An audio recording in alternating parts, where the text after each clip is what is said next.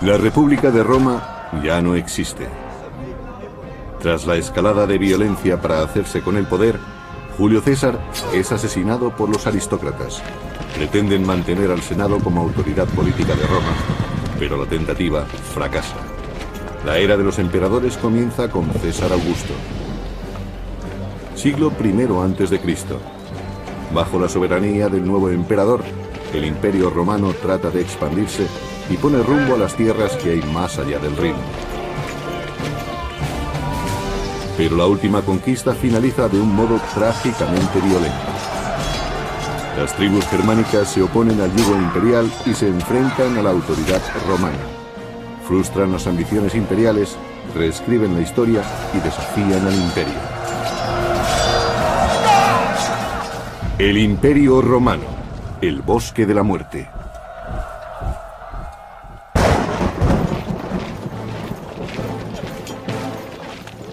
Galia, siglo I a.C. Roma pretende dominar el mundo. Alentados por un crecimiento sin precedentes, los líderes del imperio creen que los pueblos conquistados no se opondrán a su misión civilizadora. El emperador Augusto consolida su poder tras el asesinato de su tío abuelo, Julio César. Roma se alza y extiende por todo el mundo conocido. Augusto fue un pariente de Julio César que se convirtió en el primer emperador romano. Él salvó la República. Sus métodos hubieran sido impensables para Julio César. Fue el principio del apogeo de Roma. Sus fronteras se expandían rápidamente gracias a las sucesivas victorias militares, y en Roma se empezaba a creer que el imperio era invencible. Augusto ha triunfado en su tarea: poner los valores democráticos de la antigua república al servicio del poder y el liderazgo del emperador. Augusto salvó la República convirtiéndose en su único dirigente. Y al mismo tiempo convencía al pueblo de que la República seguía siendo lo que siempre había sido: una cooperación entre las personas de los estratos más altos y más bajos de la escala social. Algo que iba en beneficio de todos. Tras 35 años de liderazgo, Augusto considera esta expansión del territorio romano su mayor éxito. Para él, es algo que va más allá de la simple conquista militar. A fin de cuentas, los romanos se consideraban superiores al resto de los pueblos. Los romanos sentían que su misión era civilizar al resto del mundo. Tenían una misión cultural y por eso trataban de imponer la ley y la justicia, como ellos la concebían, al resto de los pueblos. Aquellos a los que llamaban bárbaros. Tras la exitosa anexión de la Galia como provincia romana, el Imperio Romano trata de conquistar las tierras más allá del Rin, lo que se conocería como Germania. Las tribus de más allá del Rin vivían de manera precaria, luchando entre sí en sangrientas guerras fratricidas. Algunas tribus incluso se atrevían a penetrar en territorio romano, algo que el imperio no iba a tolerar. Roma considera que estos pueblos son salvajes e impredecibles, y por tanto, un objetivo a conquistar.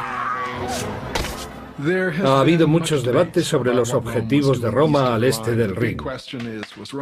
Quizás el imperio trataba de establecer una nueva provincia entre el Rin y el Elba. O quizás trataban de frenar las incursiones que llegaban de más allá del Rin. Casi todas las opiniones coinciden en que Roma intentaba establecer una nueva provincia.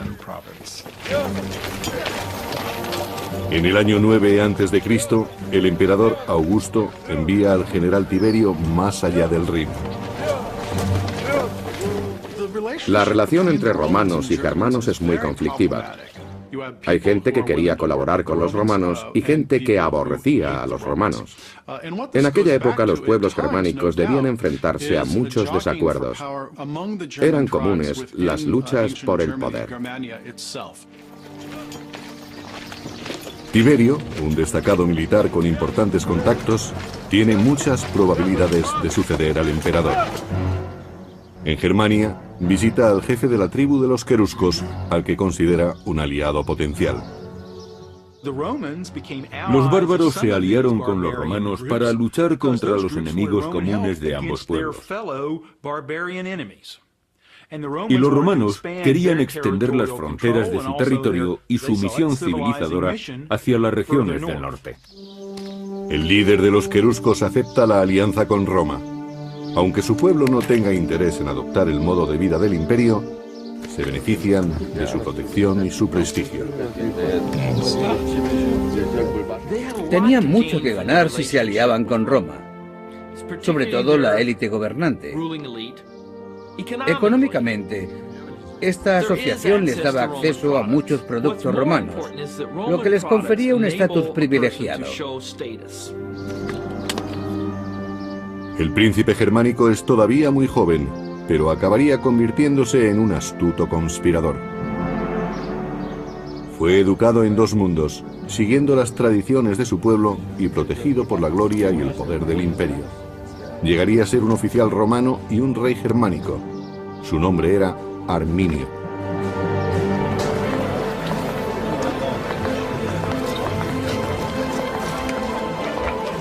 Gracias al poder militar del emperador Augusto, el imperio ha mantenido una relación pacífica con las tribus de la zona del Rin durante más de una década.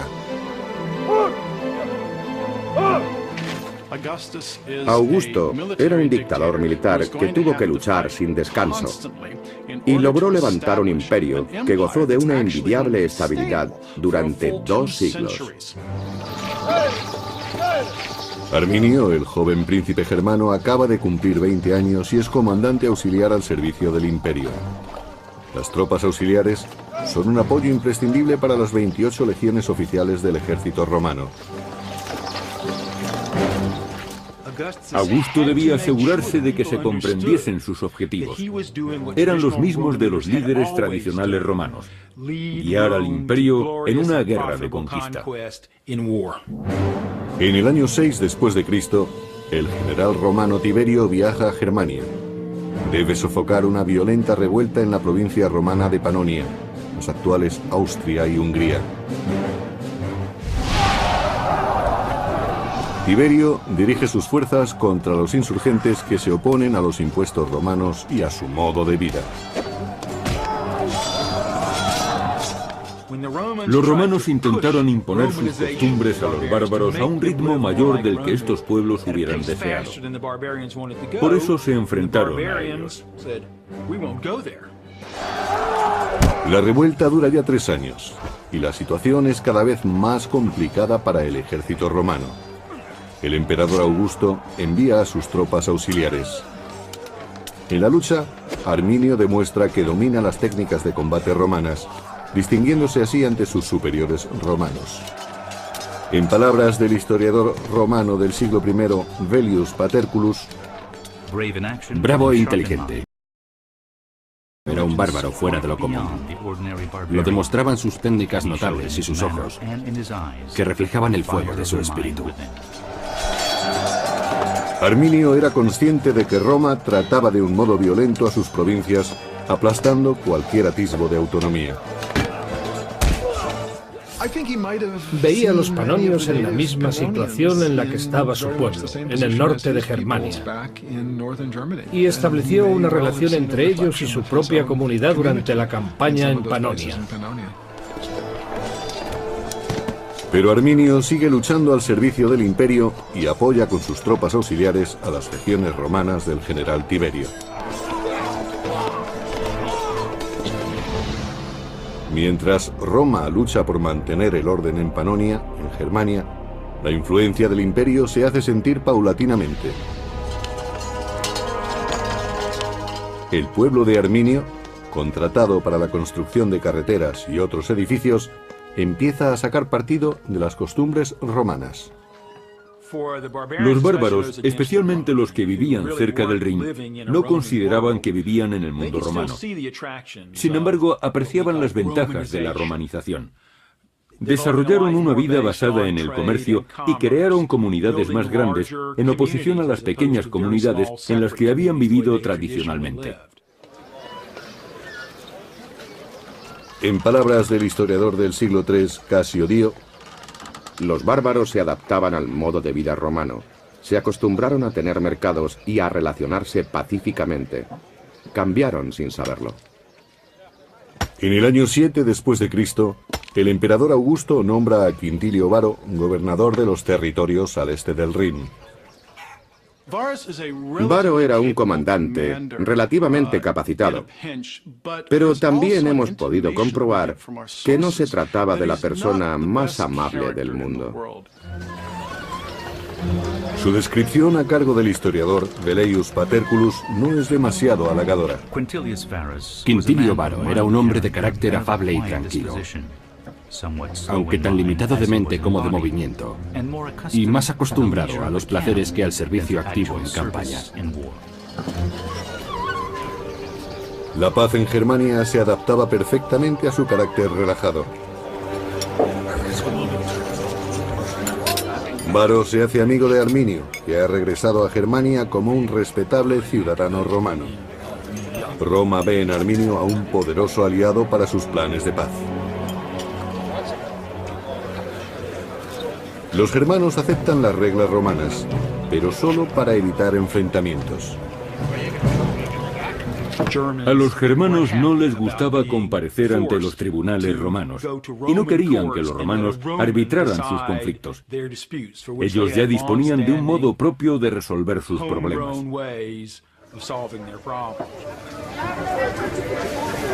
El resentimiento empieza a ser evidente, aunque la situación es pacífica, según Velleius. Los germanos son una raza de embusteros impenitentes. Interponen denuncias ficticias, se provocan unos a otros en peleas y las resuelven según las leyes romanas sin recurrir a las armas. Así muestran que se sienten agradecidos por la justicia romana y que su naturaleza bárbara se está extinguiendo. Varo tenía experiencia como gobernador en pueblos acostumbrados a ser gobernados. Pero eso no tenía nada que ver con las expectativas de los pueblos germanos. La intrusión, de acuerdo con el historiador Casio Dio, empuja a Arminio y a otros jefes a tomar medidas. En lugar de tratarlos como a esclavos de Roma, Varo les exigía impuestos como a las naciones sometidas. Pero ellos no se consideraban una nación sometida y preferían recuperar el modo de vida que habían tenido en el pasado. Los pueblos germánicos de la ribera del Rin decidieron que habían aguantado bastante a Varo y su administración, la imposición del modo de vida romano y sobre todo la justicia romana. Por eso decidieron tenderle una trampa y deshacerse de él. Y nadie se encontraba en mejor situación para ello que Arminio. Durante 3 largos años, el general Tiberio había luchado para sofocar las revueltas en la provincia de Panonia.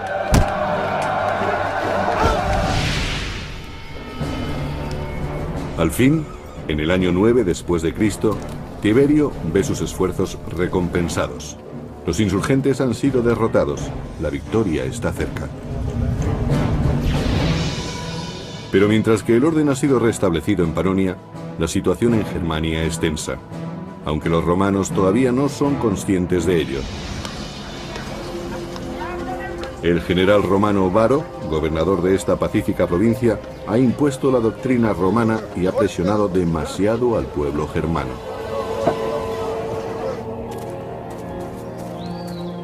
Los germanos, liderados por Arminio, se han cansado de pagar los impuestos romanos y de ser esclavos en su propia tierra. Por eso rechazan el servilismo a Roma y se levantan en armas contra el ejército más poderoso del mundo. No todos los caudillos germanos están de acuerdo con el levantamiento. Uno de ellos, un hombre llamado Sellestes, considera que el riesgo es demasiado grande, pero Arminio convence al resto. En aquellos momentos, Arminio es la persona más influyente de su pueblo, y el hecho de ser apoyado por la mayoría de los suyos es todo un honor. Ya no quiere que lo vean como un eslabón de una estructura más poderosa. Ya no se siente como si formase parte de Roma. Arminio ha luchado en el bando romano y sabe que el poder de Roma reside en su fuerza, no en su sigilo. Tuvo la oportunidad de aprender las tácticas romanas y el modo en que operaba su ejército. Conocía todas las ventajas y también sus puntos débiles.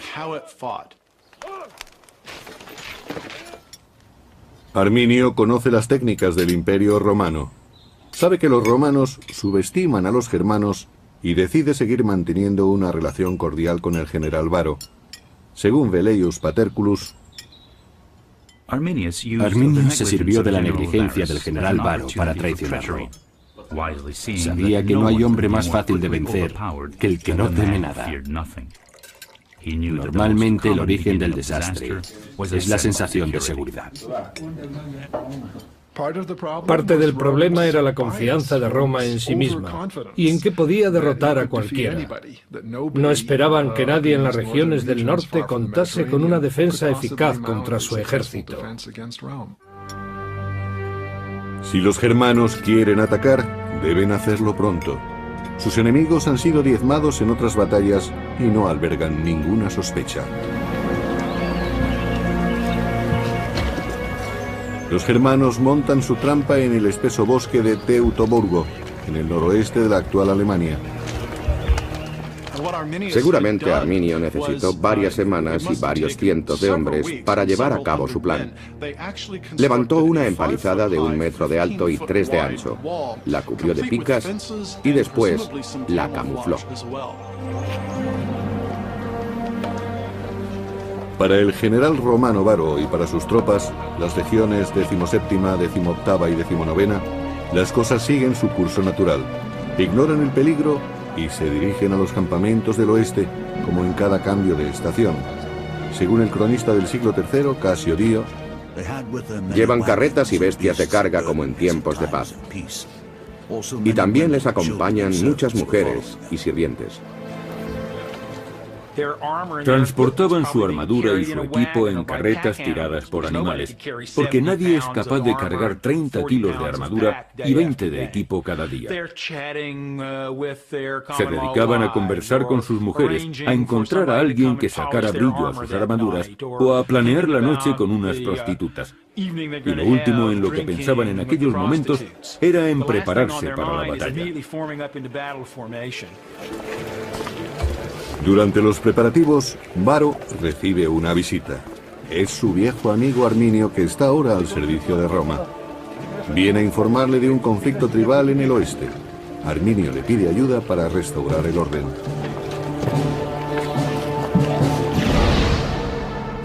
El supuesto levantamiento se ha producido en una zona poco conocida, llamada Calcrise, cerca del fuerte romano de Halter.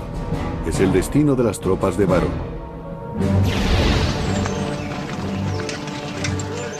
Varo moviliza a todo el campamento.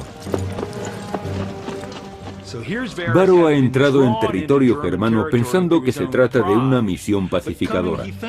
No está preparado para luchar contra los bárbaros. Los bárbaros están experimentados en la guerra de guerrillas y conocen tácticas que pueden aniquilar a toda una legión romana. La larga columna de soldados, civiles y carromatos serpentea por los bosques germanos. Varo no espera que haya problemas, pero está en suelo desconocido. Por eso se muestra prudente y dirige su comitiva con cautela. En algunas excavaciones arqueológicas se han encontrado cencerros que se rellenaban por dentro. Así conseguían silenciarlos. Con los cencerros silenciados, la columna prosigue su marcha. Las tropas van en cabeza y nadie sospecha que avanzan directos hacia una trampa. El caudillo germano Sellestes sigue sin confiar en el plan y trata de prevenir a Varo de la traición de Arminio, pero solo consigue ser apartado. En palabras del historiador Velleius Paterculus, Segestes pidió que detuvieran a los conspiradores, pero la fatalidad se había apoderado de Varo y había nublado su espíritu. Algunos bárbaros desconfiaron de Arminio y trataron de aconsejar a Varo. Pero el general se consideraba capaz de juzgar a la gente. Creía saber quién era su amigo y quién no.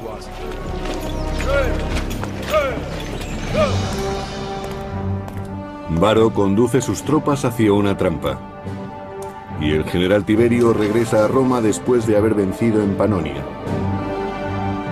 El emperador Augusto ve la victoria de Tiberio como una prueba irrefutable del poder del imperio. Roma es invulnerable.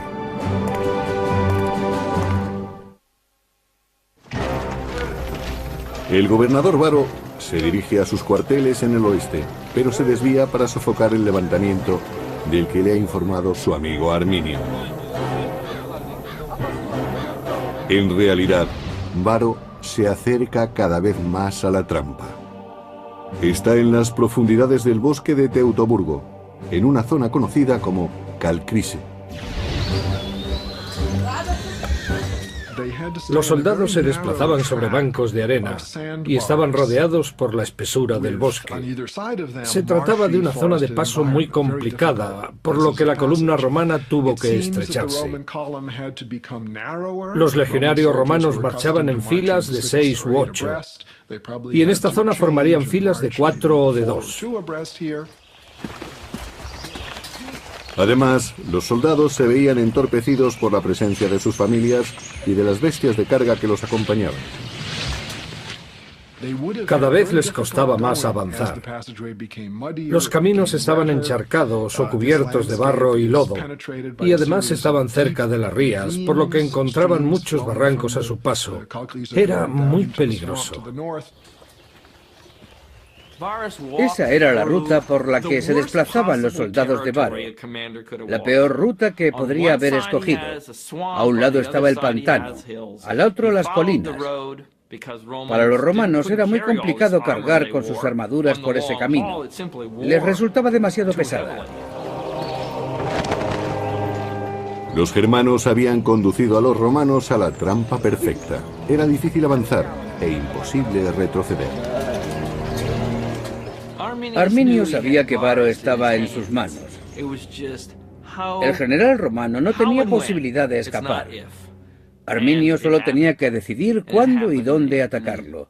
Y no perdió el tiempo. Fue un ataque inesperado. El cronista del siglo III, Casio Dio, describe el momento de la emboscada. Los germanos se lanzaron sobre Varo en medio de aquel bosque impenetrable. Se mostraron como lo que eran, enemigos y no súbditos, y sembraron el caos. La trampa se había cerrado. Los romanos estaban atrapados y rodeados de bárbaros.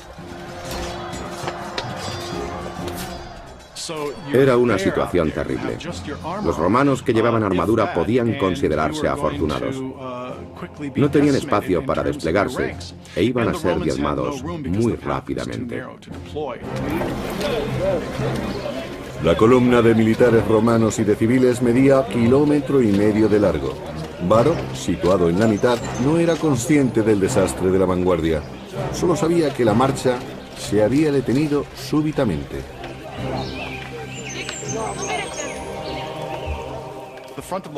La vanguardia de la columna iba a ser la primera en caer, y no les era posible comunicarse con la retaguardia en esas condiciones. El ejército romano estaba en una situación muy vulnerable. Realmente corrían un gran peligro. Cuando Varo fue informado del ataque, ya era tarde. No había tiempo de prepararse ni de escapar. La sucesión exacta de los acontecimientos sigue siendo un misterio.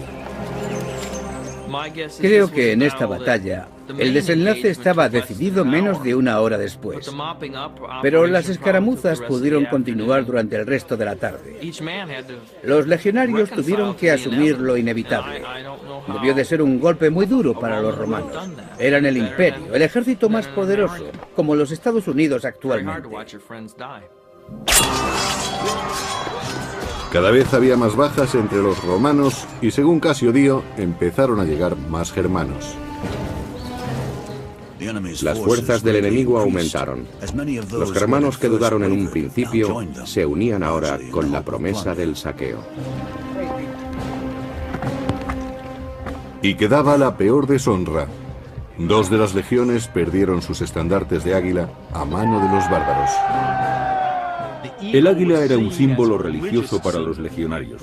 Era literalmente el espíritu religioso, algo que les protegía y les guiaba a la victoria. Si perdían el águila en combate, o si era apresada por el enemigo, los romanos se sentían como si les hubieran robado el espíritu. Y sin espíritu la derrota era segura, pero mucho peor que la derrota era la deshonra. Y no había nada más deshonroso que dejar que el símbolo del espíritu del soldado cayera en manos enemigas. Era lo peor que podía ocurrirles.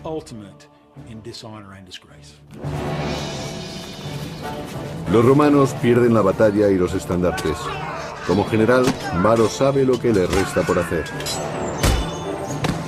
Varo había sido engañado por los bárbaros. Sabía que era el único responsable. Había dirigido a un ejército y no había sido precavido. Roma iba a culparle de aquella derrota. El propio Varo no podría nunca perdonarse a sí mismo. Su única salida era el suicidio, incluso si era un suicidio poco honorable. Los germanos, a las órdenes de Arminio, han recuperado su tierra y han derrotado al ejército más poderoso del mundo. Según su tradición, ahora debían martirizar a los prisioneros. El escritor del siglo II, Florus, lo describe. Nunca hubo una matanza más cruel que aquella en los bosques. Nunca hubo tantas ofensas proferidas por bárbaros, especialmente hacia las figuras de los legisladores. A algunos hombres les sacaron los ojos, a otros les cortaron las manos. A uno le cosieron la boca después de cortarle la lengua.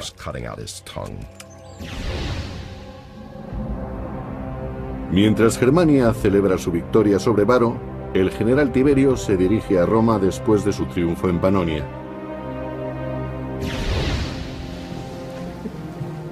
En Roma, el emperador Augusto ultima los preparativos para celebrar el regreso de Tiberio, pero pronto la alegría de los romanos se verá ensombrecida. La noticia de que habían perdido 3 legiones llegó a Roma. Augusto estaba completamente horrorizado. Según cuenta la historia, el emperador gritó varias veces: «Varo, Varo, devuélveme mis legiones». Supuso un revés tremendo. Roma había encadenado una serie de triunfos militares y Augusto creía que los pueblos del norte serían fácilmente derrotados. Pero de pronto 3 legiones enteras habían sido destruidas en una sola batalla. Eran aproximadamente 20.000 hombres. Fue un desastre sin precedentes.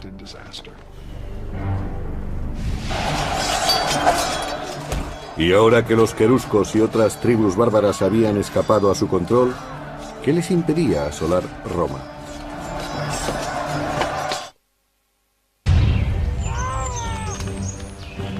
Año 9 después de Cristo. Las legiones romanas están siendo diezmadas en el norte. Cuando el general Tiberio regresa a Roma, encuentra al emperador Augusto destrozado por las noticias de la terrible pérdida.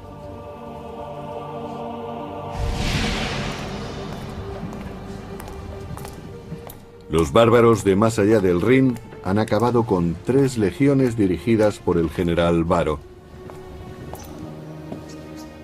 El desastre de Varo frustró los planes de Augusto. Ahora resultaba mucho más complicado expandir la frontera norte del Imperio Romano. Ahora siempre tendrían que enfrentarse con feroces pueblos en sus fronteras. En cualquier momento, las tribus podrían adentrarse en su territorio para atacar. Ha sido un golpe muy duro para Roma y no puede quedar impune. Arminio había asestado un duro golpe a la moral del imperio y, por tanto, el orgullo y el honor de Roma debían ser vengados. Habían perdido cerca de 20.000 hombres de una fuerza de legionarios compuesta de 150.000. Sería como si el ejército de Estados Unidos perdiese a 60.000 de sus 600.000 hombres. Si perdiesen al 10% de sus efectivos, saldría en la portada de todos los periódicos. Para restaurar el prestigio de Roma, el general Tiberio moviliza a sus tropas. Tiberio se desplaza con 8 legiones y tropas auxiliares para reforzar la frontera del Rin y la Galia. Roma parece a salvo por el momento. Los germanos siguen en la frontera, pero los romanos han aprendido lo astutos que pueden ser sus enemigos y permanecen vigilantes incluso en su territorio. Hay guardias apostados en todas las esquinas de Roma. Fue muy duro para Roma como ciudad y como sociedad comprobar que aquellos pueblos del norte eran capaces de asestar un golpe así a su ejército. César, Tácito y muchos otros dirigentes los habían considerado militarmente inferiores.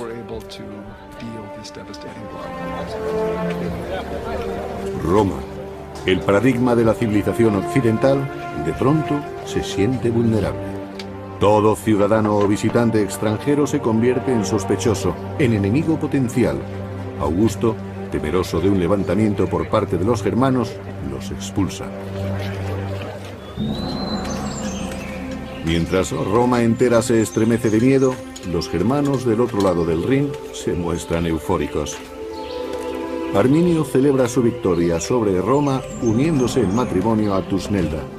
Se trata de la hija del caudillo rival, Seyestes, que trató de prevenir a Varo de la traición de Arminio. En contra de los deseos de su padre, Tusnelda se deja raptar por Arminio. Las mujeres germanas eran increíblemente fuertes. Podían llegar a matar a sus hombres si se rendían en combate. Eran mujeres que se tenían en muy alta estima y querían unirse con el mejor hombre posible. Tusnelda vio en Arminio al mejor de todos los germanos y decidió que ella no merecía menos. Su victoria sobre las legiones romanas confiere a Arminio una enorme influencia sobre su pueblo. Ahora, como rey de los queruscos, crea una coalición de líderes tribales. Arminio pensó que su espectacular victoria le daría fama y que ocuparía un cargo que nunca había existido entre los germanos, el de rey.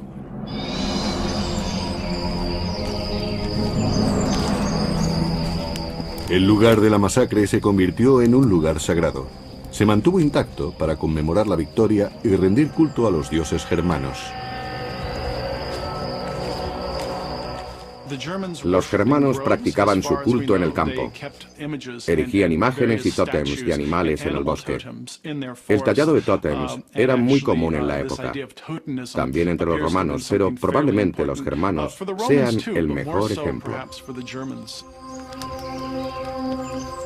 Roma había sufrido un fuerte impacto.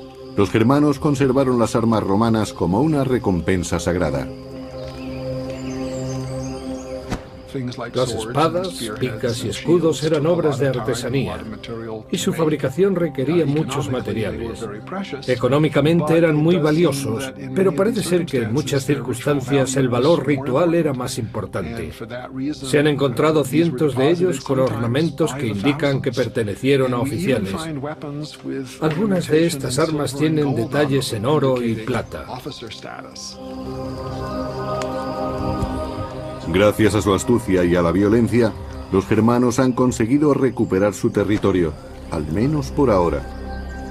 Pero Roma no está dispuesta a rendirse. Los romanos se dieron cuenta de que tenían un grave problema en el Rin. Decidieron reagruparse, lo que significó reclutar más soldados y establecer nuevas alianzas con los bárbaros. Al cabo de un tiempo, Roma envió nuevas expediciones más allá del Rin. Su intención era pacificar el área, pero también pretendían recuperar su honor perdido en la batalla contra Arminio.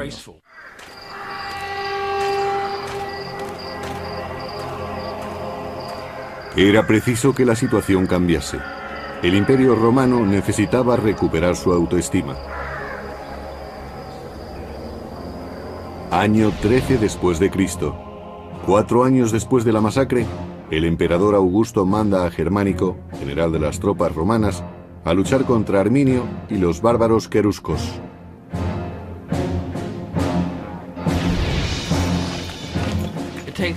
Era prioritario que la potencia militar de Roma se restableciera.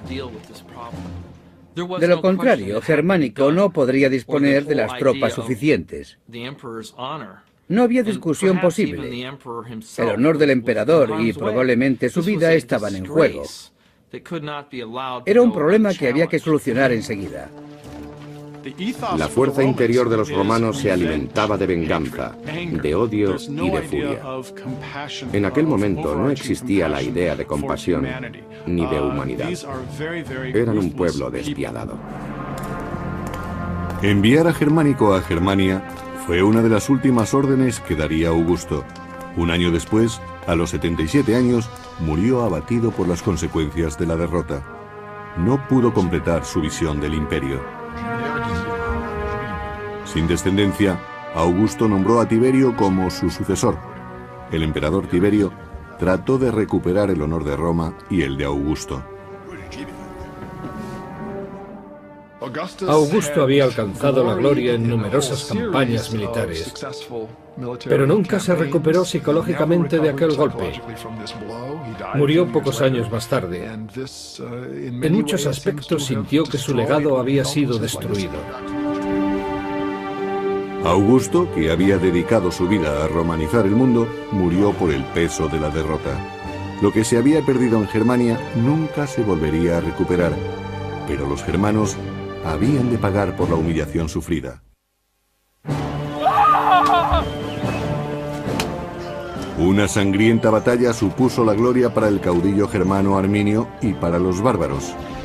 La misma batalla que socavó la confianza del imperio. Pero Roma no se rendía.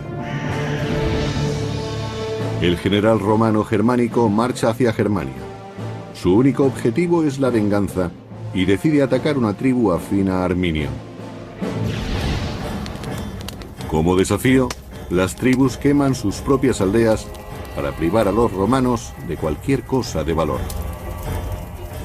No había mucho que saquear en las ciudades de los bárbaros.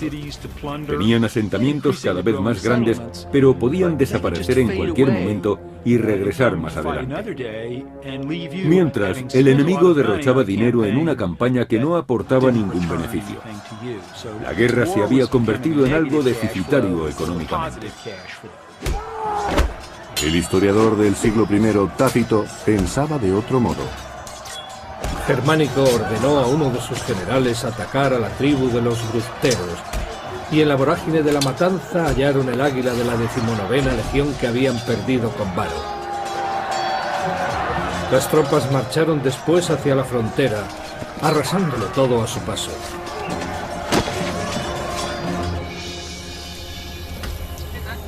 En esta campaña, los romanos liberan a Seyestes, el caudillo encarcelado por Arminio. Pero su venganza no terminaba ahí. Después, los romanos apresaron a la hija de Seyestes, Tusnelda, que esperaba un hijo de Arminio. Tusnelda fue capturada por los romanos y llevada a la capital como prueba del éxito en su misión. Su principal objetivo era humillar a Arminio, el hombre que había derrotado al general Varo y a sus 3 legiones. En el año 15 después de Cristo, 6 años después de la emboscada, el ejército romano llega al lugar de la masacre en los bosques de Calcrise. Ahora es un monumento sagrado a la victoria de los germanos. Cuando llegaron al lugar de la derrota de Varo, encontraron espadas rotas por el suelo. Y también había cráneos clavados en los árboles. Talla tuvo que ser horrible. El valle estaba lleno de huesos que probablemente pertenecían a los vencidos, salvo los oficiales que seguramente habían muerto en la horca o degollados por los germanos. Así era como practicaban los sacrificios. El historiador del siglo I, Tácito, describe así la escena. Había huesos por todas partes, diseminados en los lugares donde los hombres trataron de huir y amontonados donde resistieron. Y al lado descansaban armas rotas y huesos de caballos. Los cráneos humanos estaban clavados a los árboles. No muy lejos se alzaban los altares bárbaros donde fueron sacrificados los jefes. Sin duda fue sobrecogedor para Germánico y sus hombres. Se dieron cuenta de que podían ser los restos de sus familiares o de sus amigos. Eran sus compañeros de armas. Y los enterraron. El entierro y su ritual eran muy importantes. Aseguraban el descanso de los muertos, que ya no regresarían para atormentar a los vivos. El historiador Tácito dice: los romanos enterraron los restos de las 3 legiones. No sabían si estaban enterrando a amigos o a desconocidos, pero la ira que sentían hacia el enemigo era la misma. Todos sufrían y maldecían. Fue muy significativo para Roma demostrar que recordaba a sus veteranos. Nunca desistiría en su intento de recuperar el honor que le había sido arrebatado. Su desgracia se debía a la incompetencia y arrogancia de un general. Para los germanos, que ven el campo de batalla como un santuario, el entierro es una herejía. En cuanto los soldados enemigos se alejaban, exhumaban los restos y santificaban de nuevo el lugar. Arminio, que había derrotado a Roma 6 años antes, se siente amenazado por el retorno de los romanos. El giro de los acontecimientos le preocupa.